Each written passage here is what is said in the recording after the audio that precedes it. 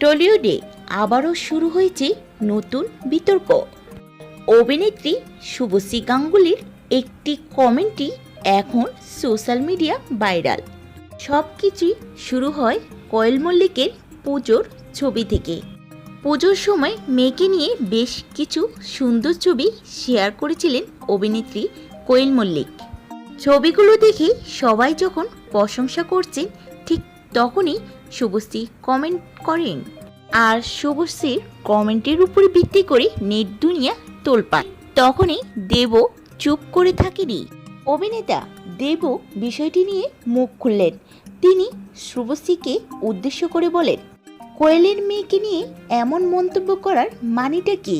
যেখানে কিনা পুরো নেট দুনিয়া কোয়েলের মেয়েকে নিয়ে প্রশংসা কুড়াচ্ছে, সেখানে কিনা তুমি কোয়েলের মেয়েকে নিয়ে এমন মন্তব্য করলে।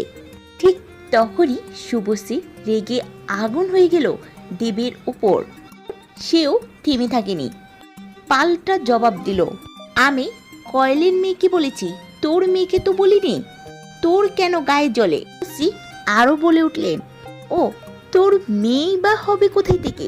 তুই তো এখনো বিয়ে করিসনি। এই কথোপকথন মুহূর্তের মধ্যে সোশ্যাল মিডিয়া ভাইরাল হয়ে যায়। দর্শকরা একদিকে হাসিতে ফেটে পড়ছেন, অন্যদিকে কেউ কেউ বলছেন এভাবে প্রকাশ্যে মন্তব্য করা একজন তারকার ঠিক নয়।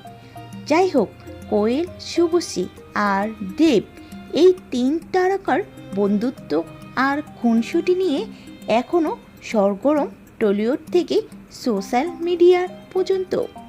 তবে প্রশ্ন থেকেই যায়, বন্ধুত্বের চলে করা এমন মন্তব্য কতটা ঠিক? আপনার মতামত কি?